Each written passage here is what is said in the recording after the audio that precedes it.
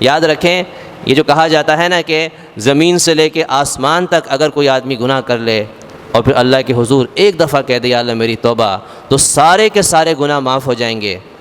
اس میں تھوڑی سی ڈیٹیل ہے، تھوڑی تفصیل ہے، ٹھیک ہے، حدیث میں تو ہے، لیکن جب یہ آدمی بات بیان کرے نا تو تھوڑا ڈیٹیل بتا دے کہ اگر آپ کے ذمے مثال کے طور پہ 5 سال کی نمازیں ہیں تو توبہ سے معاف نہیں ہوں گی۔ جتنے صدق کے دل سے آپ توبہ کریں، آسمان سے لے کے زمین تک گناہ ہی گناہ ہیں، لیکن اگر آپ کے ذمے 10 سال کی نمازیں ہیں تو توبہ کرنے سے وہ معاف نہیں ہوں گی۔ اگر آپ نے چند سالوں کے روزے نہیں رکھے تو توبہ کرنے سے وہ روزے معاف نہیں ہوں گے۔ آپ نے چند سالوں کی زکوٰۃ نہیں دی تو کتنا بھی رو رو کر دعا مانگے اور توبہ کریں، وہ زکوٰۃ کا گناہ معاف نہیں ہوگا۔ آپ کے ذمے حج ہے، جتنا بھی آپ رو رو کے دعا کر لیں، توبہ کر لیں، اگر آپ پہ حج فرض ہے تو وہ حج کا گناہ معاف نہیں ہوگا۔ یہ گناہ معاف ہوگا، یہ اللہ کے حقوق ہیں، جب تک آپ وہ نمازیں 5 سال کی، 10 سال کی، 20 سال کی ادا نہیں کرتے۔ جو اب تک آپ یہ روزے ادا نہیں کرتے، رکھتے نہیں ہیں، جب تک آپ اپنے پچھلے سالوں کی زکوٰۃ نہیں ادا کریں گے، اس وقت تک اللہ کے ہاں یہ گناہ معاف نہیں ہوگا۔ ایسے اگر حج ذمے ہیں تو جب تک آپ حج نہیں کر لیتے تو معاف نہیں ہوگا۔ یہ تو اللہ کے حقوق ہو گئے نا، جو بنیادی 4 ارکان ہیں۔ اب آ جائیں بندوں کے حقوق کی طرف۔ آپ کے ذمے کسی کے 1 لاکھ روپے ادھار ہیں، قرض ہیں، اور آپ نے محلے کی 5 دکانوں سے، ایک سبزی کی دکان سے، ایک گوشت کی دکان سے، اور ایک پرچون کی دکان سے، ایک میڈیکل سٹور سے، ایک فروٹ کی دکان سے آپ نے ادھار پہ سامان لیا ہوا ہے، کسی کے 5,000، کسی کے 10,000، کسی کے 15,000، ٹوٹل بنتے ہیں 50,000۔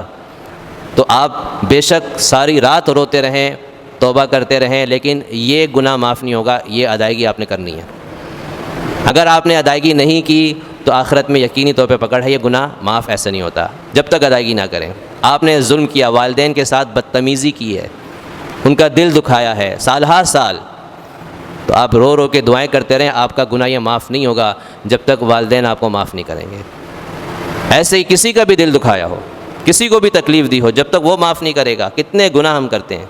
کسی سے جھوٹ بول کے اس کا مال بٹور لیا، کسی کو کم تول کے مال بیچا، یہ جو حرام طریقے سے ہمارے پاس مال آ رہا ہے، یہ جو لوگوں کی حق تلفیاں ہو رہی ہیں، کسی کی غیبت کر لی، کسی کو دھوکہ دیا، کسی کی چغل خوری کی، کسی کی بے عزتی کی، فرمائے کہ یہ ساری رات رونے سے بھی گناہ معاف نہیں ہوگا۔ ہاں اللہ غفور الرحیم ہے، ٹھیک ہے، اللہ تعالیٰ چاہے تو ایک آدمی کے 50 سالوں کی نمازیں بھی معاف کر سکتا ہے اگر اس نے نہیں پڑھی ہیں، لیکن پتہ نہیں ہمیں کہ ان بندوں میں میں شامل ہوں یا نہیں ہوں۔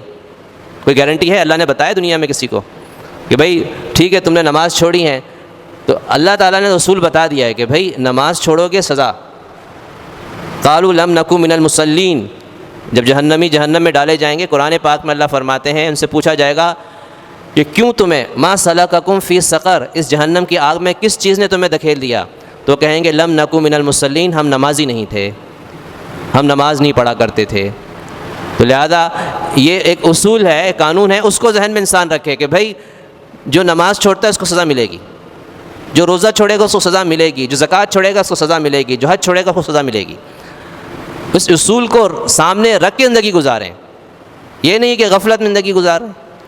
اب سارے سال تو ہم نے کوئی نماز پڑھی نہیں، صرف جمعہ آ گئے اور شب قدر رات جا کے گزار دی، شب معراج، شب برات رات جا کر گزار دی، تو ہم سمجھتے ہیں کہ بس وہ جو نفلی عبادت کی، تو نفلی عبادت کرنے سے فرض تو ادا نہیں ہوا نا۔ آپ ساری رات عبادت کرتے ہیں لیکن فجر کے آپ فرض نہیں پڑھیں گے تو آپ اللہ کے نزدیک مجرم ہیں۔ ساری رات سوتے رہے، فجر کی نماز آپ نے پڑھ لی، آپ پر کوئی گناہ نہیں ہوا۔